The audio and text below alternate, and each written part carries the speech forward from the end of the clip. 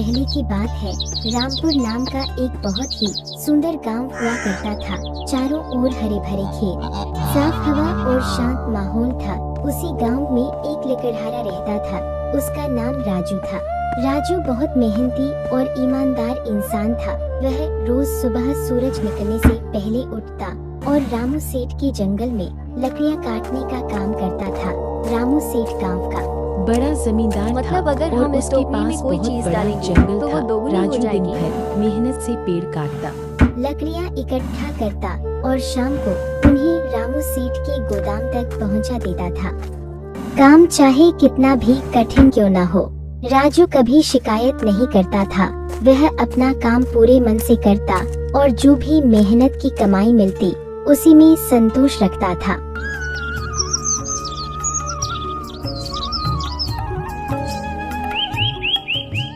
सीमा, मुझे काम पर जाना है, बहुत देर हो गई है। तुम बच्चों को स्कूल छोड़ आना। जी, मैं बच्चों को स्कूल छोड़ आऊंगी, लेकिन स्कूल की टीचर से ये भी कहना है कि बच्चों की स्कूल फीस जमा करवानी है। जाकर स्कूल की फीस जमा कर दो। मैं कहाँ से ला कर दूँ? आपकी जो तनख्वाह आती है उसी से बड़ी मुश्किल से घर का खर्च चलता है। अब इतनी सी तनख्वाह में बच्चों की स्कूल फीस कैसे भरूं? मैं आपको साफ साफ कह रही हूँ, आप अपने सेठ से अपनी पगार बढ़ाने की बात जरूर करें। अगर मैं बाजार सिर्फ सब्जी लेने भी जाती हूँ तो वहाँ इतनी महंगाई हो गई है कि घर का खर्च चलाना बहुत मुश्किल हो गया है। आखिर इतनी महंगाई में मैं घर का सारा खर्च कैसे निकालूं? मैं आज ही अपने सेठ से पगार बढ़ाने के लिए बात करूंगा। अब महंगाई इतनी बढ़ गई है कि पुरानी पगार में घर का खर्च चलाना मुश्किल हो रहा है, इसलिए यह बात करना जरूरी हो गया है। ना कहकर रामू काम पर चला जाता है।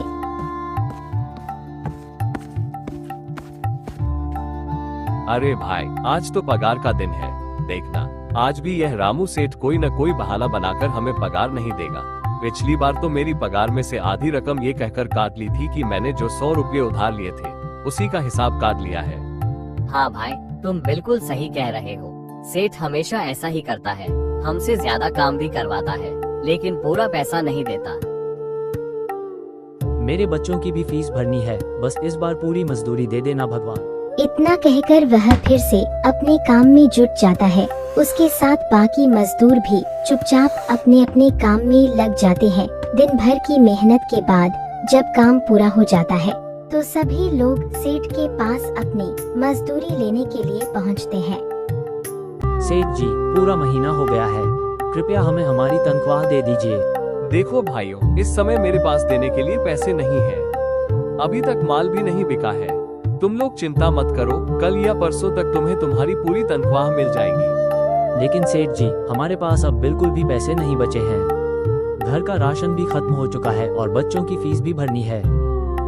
अरे, मैंने कहा तो है, 1-2 दिन और रुक जाओ, कल या परसों पैसे मिल जाएंगे। अभी मेरे पास देने के लिए पैसे नहीं है। तो सेठ की बात सुनकर सभी मजदूरों के चेहरों पर मायूसी छा गई और वे भारी मन से अपने अपने घर चले गए। सीमा, अभी तक एक भी पैसा नहीं मिला। पैसा नहीं मिला? आप जानते हैं ना, बच्चों की स्कूल की फीस भरनी है। आज टीचर ने साफ कह दिया है, अगर कल फीस नहीं भरी तो बच्चों को स्कूल में बैठने नहीं देंगे। मैं क्या करूं सीमा, सेठ जी कभी भी समय पर पैसे नहीं देते। हमारे हाथ में तो बस इंतजार करना ही रह गया है। थोड़े दिन की ही तो बात है, जैसे तैसे सब संभाल लेंगे।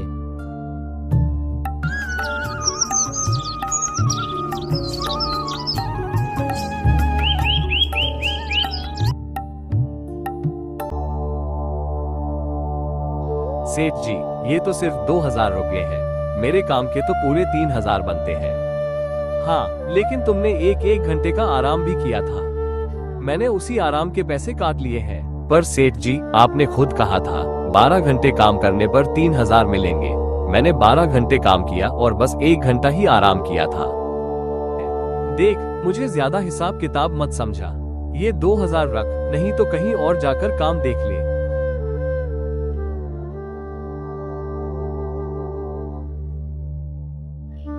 ये लो राजू, तुम्हारी मजदूरी 2000 रुपये। लेकिन सेठ जी, बात तो 3000 की हुई थी। 2000 में घर कैसे चलेगा? बच्चों की स्कूल की फीस भी तो भरनी है। हाँ, काम तो समय पर किया है, लेकिन अभी बाजार में लकड़ी का भाव बहुत गिर गया है। इसी वजह से तुम्हारी मजदूरी भी कम मिलेगी। जब तक लकड़ी का भाव नहीं बढ़ेगा तब तक पूरी मजदूरी नहीं मिल सकती। काम करना है तो करो, वरना कहीं और जाकर अपना दूसरा काम देख लो। राजू के पास उन पैसों को लेने के अलावा कोई और रास्ता नहीं था। मजबूरी के आगे उसकी आवाज दब गई। ये रामू, सेठ हमें कभी पूरे पैसे नहीं देता। कोई न कोई बहाना बनाकर आधे पैसे देकर बाकी अपने पास रख लेता है। कभी न कभी तो इसका हिसाब हम जैसे गरीब लोगों को जरूर मिलेगा। नहीं दोस्त, ऐसे नहीं बोलते। उन्हीं की वजह से तो हमारा घर चल रहा है। इस तरह की बातें मत किया कर। और लेकिन पूरा दिन इतनी मेहनत करने के बाद भी जब हमें पूरी मजदूरी नहीं मिलती तो घर का खर्च कैसे चले? ऐसे हालात में हम कभी आगे कैसे बढ़ पाएंगे? और हम कर भी क्या सकते हैं कृष्णा? दूसरा कोई काम हमें आता भी नहीं है। और अगर कोई नया काम शुरू करना चाहे तो उसके लिए हमारे पास उतने पैसे भी कहाँ हैं? थोड़ी देर तक आपस में यही बातें होती रही। हर किसी के मन में चिंता, बेबसी और अनिश्चित भविष्य का डर साफ झलक रहा था। अब जो भी हो, रमू सेठ ही उनका एकमात्र सहारा है।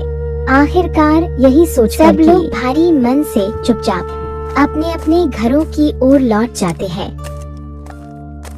जी, आ गए आप। बताइए, आज कितनी मजदूरी मिली? अति सीमा, इस बार सेठ जी ने बस 2000 रुपए ही दिए हैं। 2000? इतने पैसों में घर कैसे चलेगा? 1000 तो बच्चों की फीस में ही निकल जाएगा। बाकी पैसों से क्या क्या होगा? सीमा, अब हमें इसी में जैसे तैसे गुजारा करना होगा। सबसे पहले बच्चों की फीस भर दो, बाकी का मैं कुछ न कुछ इंतजाम देख लूंगा। आप क्या इंतजाम देख लेंगे? आपने अपने सेठ जी से पूरे पैसे तो मांगे नहीं होंगे। नहीं सीमा, मैंने पैसों के लिए सेठ जी से बात की थी, लेकिन उन्होंने साफ इनकार कर दिया। कह दिया, लेना हो तो लो, वरना दूसरी जगह काम देख सकते हो। अब मैं सोच रहा हूँ कि सेठ जी के यहाँ काम करने के साथ साथ कोई दूसरा काम भी देख लूँ। ज्यादा नहीं तो क्या हुआ, थोड़े बहुत पैसे तो बढ़ ही जाएंगे। आज सेठ जी के यहाँ का काम खत्म करने के बाद मैं दूसरी जगह भी काम ढूंढने निकल जाऊंगा। खाना खाकर राजू काम पर निकल जाता है। दिन भर सेठ जी के यहाँ मेहनत करने के बाद शाम होते ही वह एक बार फिर काम की तलाश में निकल पड़ता है। बेहतर आमदनी की उम्मीद लिए राजू पूरे गांव में भटकता है। वह एक एक दुकान पर जाकर विनम्रता से काम के लिए पूछता है, लेकिन हर जगह से उसे सिर्फ निराशा ही मिलती है। थका हुआ और मन से टूटा हुआ राजू आखिरकार घर लौटने का फैसला करता है। तभी अचानक आसमान में काले बादल घिर आते हैं और तेज बारिश शुरू हो जाती है। बारिश से बचने के लिए इधर-उधर नजर दौड़ाते हुए उसे पास ही एक गुफा दिखाई देती है। मजबूरी में वह वहीं शरण ले लेता है और बारिश रुकने का इंतजार करने लगता है।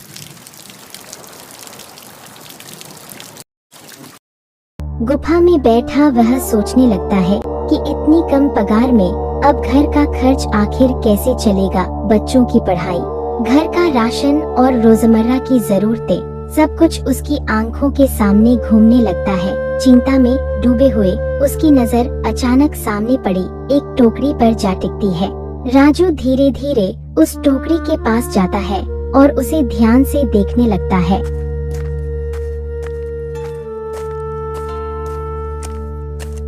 रुक जाओ, इसे छूने की कोशिश मत। गुफा के अंदर से आवाज आती है। राजू घबराकर रुक जाता है। कौन हो तुम और मेरी इस गुफा में क्या कर रहे हो? मुझे माफ कर दीजिए, आप जो भी हैं। बहुत जोर की बारिश होने लगी थी। उस बारिश से बचने के लिए मैं थोड़ी देर इस गुफा में रुक गया। तभी मेरी नजर उस टोकरी पर पड़ गई। मुझे लगा कि इस गुफा में कोई नहीं है, इसलिए मैंने उसे छू लिया। मुझे लगा वो किसी की नहीं होगी। तुम डरो मत, मेरी नजर जिस पर भी पड़ती है उसके बारे में मुझे सब कुछ पता चल जाता है। मेरी गुफा में केवल वही लोग आ सकते हैं जिनका मन और दिल दोनों साफ होते हैं। तुम एक सच्चे इंसान हो, इसीलिए तुम यहाँ तक पहुँच सके। यह टोकरी अब तुम्हारी है, इसे अपने साथ ले जा सकते। नहीं, मैं तो बस देख रहा था, मुझे इसकी जरूरत नहीं है। डरो मत, यह कोई साधारण टोकरी नहीं है। यह इच्छाएं पूरी करने वाली जादुई टोकरी है। इसे अपने साथ ले जाओ और अपने घर की परिस्थितियां सुधारो। लेकिन एक बात हमेशा याद रखना, इस टोकरी में एक ही चीज बार बार डालना। अगर इसमें कोई दूसरी चीज डाली तो यह जादुई टोकरी नहीं रहेगी।